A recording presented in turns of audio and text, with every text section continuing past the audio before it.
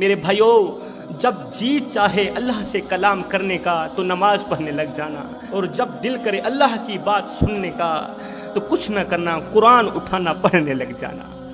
میرے رسول کریم نے فرمایا راتوں کی تنہائیوں میں اٹھ اٹھ کے قرآن پڑھا کرو، اور قرآن پڑھتے وقت رویا کرو۔ فرمایا اگر رونا نہ بھی آئے تو رونے کی کوشش کر لیا کرو۔ حضرت داتا علی حجویری سے پوچھا گیا حضرت اگر رونے کی کوشش کریں پھر بھی رونا نہ آئے تو کیا کریں؟ آپ نے فرمایا پھر اپنے مقدر پہ رویا کرو۔ اتنے سنگ دل ہو گئے ہو کہ آنکھیں آنسو بہانا بھی چھوڑ گئے۔ وہ میاں بیوی تھے، دونوں ہی عبادت گزار تھے۔ ہے بیوی تو مل ہی جاتی ہے، شریک حیات تو مل ہی جاتی ہے، مگر اگر یہی بیوی عبادت گزار ہو، اگر یہی بیوی متقی پرہیزگار ہو، پانچوں وقت کی نمازی ہو، اس کی آنکھوں میں حیا ہو، دل میں غیرت ہو، شوہر کی فرما بردار ہو، تو قسم خدا کی انسان کی دنیا بھی سنور جاتی ہے، آخرت بھی سنور جاتی ہے۔ یہ بیوی شوہر کی دنیا بھی اچھی بنا دیتی ہے، آخرت بھی اچھی بنا دیتی ہے۔ یہ ہے وہ اسلام کی مقدس شہزادی جسے دیکھ کر میرا اللہ مسکراتا ہے، وہ مسکراہٹ جو اللہ کی شان کے لائق ہے۔ اور ایسے لوگوں کو میری طرف سے مبارکباد ہو کہ اللہ تعالیٰ نے ایسے لوگوں کو بیویوں کی صورتوں میں جنتی حوریں عطا کر رکھی ہیں۔ اور کچھ لوگ ایسے بھی ہوتے ہیں جن کی بیویاں چڑیل قسم کی ہوتی ہیں، وہ ہر وقت شوہر سے لڑتی رہتی ہیں، جھگڑتی رہتی ہیں، تو میں کرتی رہتی ہیں۔ 5 روٹیاں صبح کھاتی ہیں، 5 روٹیاں شام کو کھاتی ہیں، 5 روٹیاں دن کو کھاتی ہیں، دوپہر کو کھاتی ہیں، پھر بھی شوہر سے لڑتی ہیں۔ بازار کی طرف آ رہی ہیں، شاپنگ ہو رہی ہے، آج 10,000 کی شاپنگ کر کے آئیے، آج 20,000 کی شاپنگ کر کے آئیے، ہر دوسرے تیسرے 40 ہزار کی شاپنگ ہو رہی ہے۔ شوہر کا کھا کر، شوہر کا پی کر، شوہر کا پہن کر جب یہی بیوی محلے کی 4 عورتوں کے سامنے جاتی ہے تو کہتی ہے میرا شوہر نکما، نکھٹو، کس سے کم دا نہیں، نہ کم دا نہ کاج دا، دشمن اناج دا، منہ نہ متھا جن پہاڑو لتھا۔ ایسے لوگوں کو بھی میری طرف سے مبارکباد ہو، کیونکہ ایسے لوگ ایک بہت بڑا جہاد لڑ رہے ہیں، بہت بڑا جہاد لڑ رہے ہیں، اور ان مجاہدین کو دنیا میں کچھ ملے نہ ملے آخرت میں ضرور جزا ملنے والی ہے۔ ان کا صبر، ان کا حوصلہ، ان کی برداشت قیامت کے دن ان کی بخشش کا ذریعہ بنے گی۔ اب اللہ کے رسول کا فرمان ہے، اللہ کے رسول کا فرمان ہے تو سمجھو میرے اللہ کا فرمان ہے کہ بیوی کو اپنے ہاتھوں سے پانی پلانا بھی ثواب ہے۔ بیوی کو اپنے ہاتھوں سے پانی پلاؤ گے تو تمہیں ثواب ملے گا، بیوی کو اپنے ہاتھوں سے کھانا کھلاؤ گے تو تمہیں ثواب ملے گا۔ اللہ اکبر، بیوی کو اپنے ہاتھوں سے روٹی کا لقمہ اس کے منہ میں ڈالو گے تو تمہیں ثواب ملے گا۔ اللہ تعالیٰ نے ان چیزوں میں ثواب لکھ دیا ہے، کیونکہ اللہ کی ذات جانتی تھی کہ یہ کام بہت ہی مشکل ہے، یہ بہت ہی مشکل ترین مرحلہ ہے۔ بیوی کو کھانا کھلانا ہمارے لیے کتنا مشکل ہے، بیوی کو پانی پلانا ہمارے لیے کتنا بڑا مشکل کام ہے، تو پھر اللہ تعالیٰ نے ان کاموں میں ثواب لکھ دیا۔ اللہ کی ذات جانتی تھی یہ کام بہت ہی مشکل ہے، مگر ثواب کی لالچ کے لیے یہ لوگ یہ کام بڑے شوق سے کریں گے۔ تو میں بات کر رہا تھا، 2 میاں بیوی تھے، دونوں ہی عبادت گزار تھے، 5 وقت کے نمازی تھے۔ کمال کی بات یہ تھی کہ ان دونوں کی قرآن کے ساتھ گہری دوستی تھی، دونوں کی قرآن کے ساتھ گہری یاری تھی، دوستی تھی۔ ہے جوانو، قرآن ہی وہ لا ریب کتاب ہے جو انسان کی اللہ سے کلام کرواتی ہے، جو انسان کی اللہ سے باتیں کرواتی ہے۔ حضرت سیدنا علی المرتضیٰ شیر خدا کرم اللہ وجہ الکریم کے پاس ایک شخص آیا، دوڑتا ہوا ایک شخص آیا، کہنے لگا حضرت آج میں نے آپ کے بارے میں ایک نئی خبر سنی ہے۔ 4 لوگ اکٹھے بیٹھے تھے، ان میں سے ایک شخص کہہ رہا تھا کہ حضرت علی فرماتے ہیں کہ میں رب سے باتیں کرتا ہوں اور رب مجھ سے باتیں کرتا ہے۔ یا علی کیا یہ سچ ہے؟ کیا میں نے ٹھیک سنا ہے؟ غلط تو نہیں سنا؟ آپ نے فرمایا تو نے بالکل ٹھیک سنا ہے، یہ حقیقت ہے کہ میں اللہ سے باتیں کرتا ہوں، اللہ مجھ سے باتیں کرتا ہے۔ علی اللہ سے کلام کرتا ہے، اللہ علی سے کلام کرتا ہے۔ اس نے کہا حضرت وہ کیسے؟ آپ نے فرمایا جب میرا جی چاہتا ہے کہ میں اپنے رب سے بات کروں تو میں نماز پڑھنے لگ جاتا ہوں۔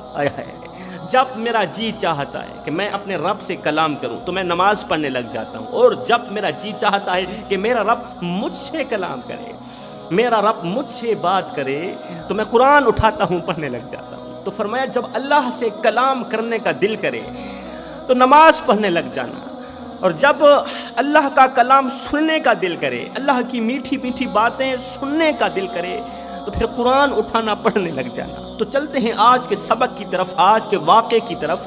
دو میاں بیوی تھے، دونوں کی قرآن کے ساتھ گہری دوستی تھی۔ جب یہ دونوں میاں بیوی عمر کے آخری حصے تک پہنچے، جوانوں، یہ ایک ایسا واقعہ ہے کہ اس واقعے نے لاکھوں کروڑوں نوجوانوں کی زندگی بدل ڈالی۔ ایک بار یہ واقعہ غیرت کے کانوں سے سن لیں، میں قسم خدا کی کہتا ہوں، اللہ کی قسم کھا کر کہتا ہوں، یہ واقعہ تمہاری زندگی بدل دینے کا ذریعہ بنے گا۔ تم پکی توبہ کرو گے، تمہیں دین کے ساتھ سچی محبت ہونے لگے گی، دین کے ساتھ مودت ہونے لگے گی۔ جب یہ دونوں میاں بیوی عمر کے آخری حصے تک پہنچے نا، تو اولاد نے بے وفائی کر دی، اولاد بے وفا نکلی۔ اولاد نے ان دونوں میاں بیوی کو، والدین کو، ایک کچے سے مکان میں تنہا اکیلا چھوڑ کر خود شہروں میں چلی گئی۔ اولاد شہروں کی طرف چلی گئی، شہروں کو آباد کرنے کے لیے چلی گئی، اور بوڑھے والدین کو کچے مکان میں تنہا اکیلا چھوڑ دیا۔ وقت گزرتا گیا، اب ان کے پاس اور تو کچھ بھی نہیں تھا، ایک قرآن ہی تھا جو دن رات یہ لوگ بڑے شوق سے پڑھتے تھے، اور انہیں اطمینان ہوتا تھا، انہیں حوصلہ ملتا تھا کہ اگر اولاد چھوڑ گئی ہے تو کیا ہوا، اولاد چھوڑ کر چلی گئی تو کیا ہوا، اللہ تو ہمارے ساتھ ہے نا۔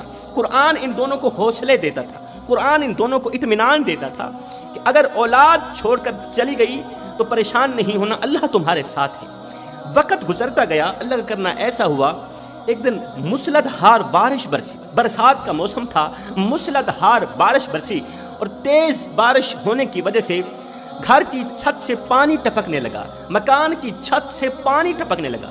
جیسے ہی پانی ٹپکا تو یہ دونوں میاں بیوی، بوڑھا شخص، اس کی بوڑھی بیوی بہت ہی زیادہ پریشان ہونے لگی۔ پریشانی اس بات کی نہیں ہے کہ ہمارا کوئی دوسرا مکان نہیں، پریشانی اس بات کی نہیں تھی کہ ہمارا ایک ہی مکان ہے، وہ بھی کچا مکان ہے، اگر اس کی چھت گر گئی پہلے تو ہم دب کر مر جائیں گے، اگر ہم باہر نکل گئے تو پھر کہاں جائیں گے، ہمارے پاس دوسرا مکان تو ہے نہیں۔ اس وجہ سے پریشان نہیں تھی، پریشانی اس بات کی نہیں تھی، بلکہ پریشانی اس بات کی تھی کہ چھت سے جو پانی ٹپک رہا ہے، مٹی والا گندا سا جو پانی ٹپک رہا ہے، کہیں یہ قرآن پر نہ گری، اس گندے سے پانی کے قطرے قرآن پر نہ پڑ جائیں، اگر پڑ گئے تو قرآن کی بے حرمتی ہوگی، قرآن کی بے ادبی ہوگی۔ اب وہ قرآن کی حفاظت میں لگ گئے، قرآن مجید کو کافی سارے کپڑوں میں لپیٹ لیا کہ ہماری خیر ہے، مگر قرآن کے اوپر ایک قطرہ پانی کا نہیں پڑنے دینا۔ پھر اچانک خیال آیا کہ کیوں نہ قرآن پاک اٹھا کر آج کی رات یہ جو ہمارے ہمسائے ہیں ان کے گھر جا کر رکھ دیتے ہیں، صبح ہوتے ہی اٹھا لیں گے۔ یہ جو ہمارے ہمسائے ہیں ان کا مکان پکا ہے، ان کی چھت سے پانی تو نہیں ٹپک رہا ہوگا نا، ان کا مکان پکا ہے، کیوں نہ آج کی رات کے لیے قرآن مجید اٹھاتے ہیں، وہاں رکھ لیتے ہیں، اور صبح ہوتے ہی وہاں سے اٹھا کر لے آئیں گے۔ پھر اچانک خیال آیا، اوہو وہ تو مسلمان ہیں ہی نہیں، وہ تو عیسائی ہیں، عیسائی ہیں، اور ہماری لاریب کتاب کے لیے اپنے گھر میں جگہ کس طرح دیں گے، وہ تو ہمیں جگہ نہیں دیں گے، ہماری کتاب اپنے گھر میں کس طرح رکھیں گے، ہم مسلمان ہیں، وہ عیسائی ہیں۔ لیکن اس بوڑھے شخص نے اپنی بیوی کو کہا کہ جا کر ایک بار پتہ تو کرو، گھر میں قرآن رکھنے کی اجازت مانگو تو صحیح، ہو سکتا ہے وہ اجازت دے دیں، اگر وہ اجازت دے دیتے ہیں تو ان کے گھر قرآن رکھ لیتے ہیں، صبح ہوتے ہی اٹھا لیں گے۔ اب بیوی نے قرآن مجید اٹھایا، بسم اللہ پڑھ کے قرآن مجید کو اٹھایا، برستی بارش کے نیچے عیسائی کے مکان کے دروازے تک پہنچی، اس نے دستک دی، اندر سے عیسائی کی بیوی باہر نکلی۔ ہاں بیوی جی کیا لینا ہے؟ اس نے کہا لینا تو کچھ نہیں ہے، دراصل بات یہ ہے کہ ہمارا جو مکان ہے نا کچا ہے، اور تیز بارش کے برسنے کی وجہ سے، بارش کے تیز ہونے کی وجہ سے ہماری چھت سے گندا سا پانی ٹپک رہا ہے، مٹی والا پانی ٹپک رہا ہے، ہماری تو خیر ہے لیکن ہم چاہتے ہیں کہ ہمارا قرآن محفوظ رہ جائے، قرآن کی بے ادبی نہ ہو، قرآن کی بے حرمتی نہ ہو، قرآن کے اوپر پانی کے قطرے نہ پڑ جائیں، ہم چاہتے ہیں کہ آج کی رات یہ قرآن مجید آپ کے گھر رکھ لیتے ہیں اور صبح ہوتے ہی ہم یہاں سے اٹھا لیں گے، خدا را ہمیں قرآن مجید رکھنے کی اجازت دے دو، آج کی رات ہم آپ لوگوں کے گھر قرآن رکھنا چاہتے ہیں۔ اس عورت نے کہا کوئی بات نہیں، آپ قرآن مجید مجھے دیں، میں جا کر رکھتی ہوں۔ تو قرآن مجید دیتے ہوئے اس بوڑھی عورت نے کہا کہ بی بی جی خیال رکھنا، یہ ہماری مقدس کتاب ہے، اس کا خاص خیال رکھنا، اس کے اوپر پانی کا ایک قطرہ نہ پڑنے دینا، یہ ہماری بابرکت کتاب ہے، یہ ہمارے رب کی، ہمارے رسول کی سچی کتاب ہے، بے عیب کتاب ہے، اس کا خاص خیال رکھنا، میں تمہیں امانت دے کے جا رہی ہوں، صبح ہوتے ہی میں یہاں سے اٹھا لوں گی۔ اب اس عیسائی نے قرآن مجید لیا، کمرے کے اندر داخل ہوئی، جا کر اپنے شوہر کو ساری کہانی سنائی۔ شوہر نے کہا او ہو، یہ تو بہت ہی بڑے مقام و مرتبے والی کتاب ہے، یہ تو لا ریب کتاب ہے، یہ تو بے عیب کتاب ہے، یہ تو مقدس کتاب ہے، یہ تو اللہ اور اس کے رسول کی سچی کتاب ہے، اب اسے کہاں رکھنا چاہیے؟ کہیں ایسا نہ ہو کہ اس کی بے ادبی نہ ہو جائے۔ وہ جو عیسائی شخص تھا وہی کہہ رہا تھا اپنی بیوی کو، اب بیوی کے ہاتھوں میں قرآن ہے، بیوی قرآن مجید کو الماری میں رکھنے لگی۔ شوہر نے کہا خبردار، قرآن کو الماری میں نہیں رکھنا، کہیں اس کی بے ادبی نہ ہو جائے۔ بیوی قرآن مجید کو کسی اور جگہ پر رکھنے لگی۔ شوہر نے کہا نہیں نہیں، یہاں پر بھی نہیں رکھنا، کہیں اس کی بے ادبی نہ ہو جائے۔ بیوی قرآن مجید کو صندوق کے اندر رکھنے لگی۔ شوہر نے کہا نہیں نہیں، اسے صندوق کے اندر بھی نہیں رکھنا، کہیں قرآن کی بے حرمتی نہ ہو جائے۔ بیوی نے کہا پھر کہاں رکھیں قرآن کو؟ یہ ہمارے ہمسایوں کی امانت ہے اور اللہ کی سچی کتاب ہے، آپ ہی بتائیں کہ قرآن کو کہاں رکھا جائے۔ اس عیسائی نے کہا اس طرح کرتے ہیں، آدھی رات اسے میں اپنے سر پہ اٹھا کے کھڑا رہتا ہوں اور آدھی رات تو اپنے سر پہ اٹھا کے کھڑی رہنا، آدھی رات قرآن کو میں اپنے سر پہ رکھتا ہوں اور آدھی رات تو اپنے سر پہ رکھنا، اور جتنی دیر قرآن کو میں اپنے سر پہ رکھوں گا تو سو جانا، اور جتنی دیر تو اپنے سر پہ قرآن کو رکھے گی اتنی دیر میں سو جاؤں گا، اتنے تک صبح ہو جائے گی اور صبح ہمسائے آئیں گے اپنی امانت لے جائیں گے۔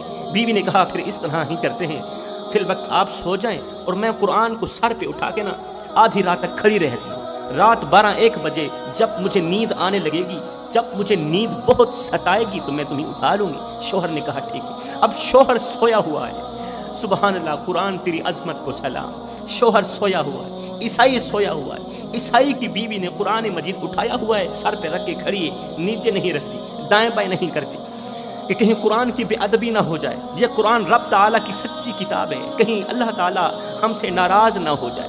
بیوی سر پہ قرآن اٹھا کے کھڑی ہے، اللہ اکبر، ادھر سے شوہر سویا ہوا ہے۔ عیسائی شخص خواب کی دنیا میں دیکھ رہا ہے، ایک خوبصورت عالی شان محل ہے جس کے سونے کے دروازے ہیں، سونے کی دیواریں ہیں، سونے کی اینٹیں ہیں، وہ چمک رہا ہے۔ عیسائی شخص خواب کی دنیا میں اس گھر کے پہرہ داری کرنے والوں سے پوچھتا ہے کہ یہ مکان، یہ گھر خوبصورت کس کا ہے؟ یہ کسی نبی کا ہے؟ یہ کسی پیغمبر کا ہے؟ انہوں نے کہا نہیں نہیں، یہ گھر تو تیرا ہے، یہ گھر تو قرآن کی حفاظت کرنے والوں کا ہے، یہ گھر تو قرآن کو مٹی سے بچانے والوں کا ہے، یہ گھر تو ان کا ہے جو قرآن کو اپنے سر پہ اٹھا کے پوری پوری رات کھڑے رہتے ہیں، یہ گھر تو ان کا ہے جو قرآن کا ادب کرتے ہیں، قرآن کا احترام کرتے ہیں۔ عیسائی کہتا ہے میں دوڑ کر اس خوبصورت محل کے قریب جانے لگا تو لوگوں نے مجھے پکڑ لیا، کسی نے مجھے پکڑ لیا، پکڑ کر کہنے لگا یہ گھر عیسائی کا نہیں، یہ گھر مسلمان کا ہے، یہ گھر ہے قرآن کا ادب کرنے والوں کا، احترام کرنے والوں کا، مگر یہ عیسائیوں کا نہیں، یہ مسلمان کا ہے۔ پہلے تو کلمہ پڑھ، اس کے بعد یہ گھر تیرا ہوگا، اس کے بعد اس مکان کے دروازے پر تیرا نام لکھا جائے گا۔ اتنے میں آدھی رات گزر گئی، عیسائی کی آنکھ کھل گئی، عیسائی حیرت میں پڑ گیا کہ آج کی رات میں نے کس طرح کا خواب دیکھا ہے۔ ابھی تک عیسائی نے بیوی کو یہ خواب سنایا نہیں، اس خواب کے بارے میں بیوی کو بتایا نہیں۔ اٹھا، بیوی سے قرآن مجید لیا، اپنے سر پہ رکھا، بیوی کو کہا سو جاؤ، بیوی سو گئی۔ بیوی نے بھی وہی خواب دیکھا جو شوہر نے دیکھا۔ قیامت کا دن ہے، اللہ اکبر، نفسا نفسی کا عالم ہے، جنت سجی ہوئی ہے اور جنت کے اندر خوبصورت عالی شان بنگلہ ہے، عالی شان محل ہے، سونے کی دیواریں ہیں، سونے کے دروازے ہیں۔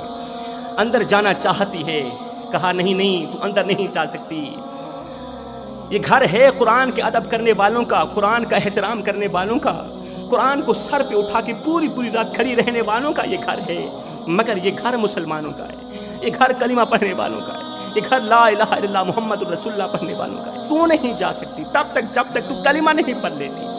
ادھر سے وقت بھی پورا ہو گیا، صبح ہو گئی، ادھر سے اللہ اکبر، ادھر سے وقت بھی پورا ہو گیا، صبح ہو گئی، ادھر سے عیسائی کی بیوی بھی اٹھ کھڑی ہوئی، حیرت میں پڑ گئی۔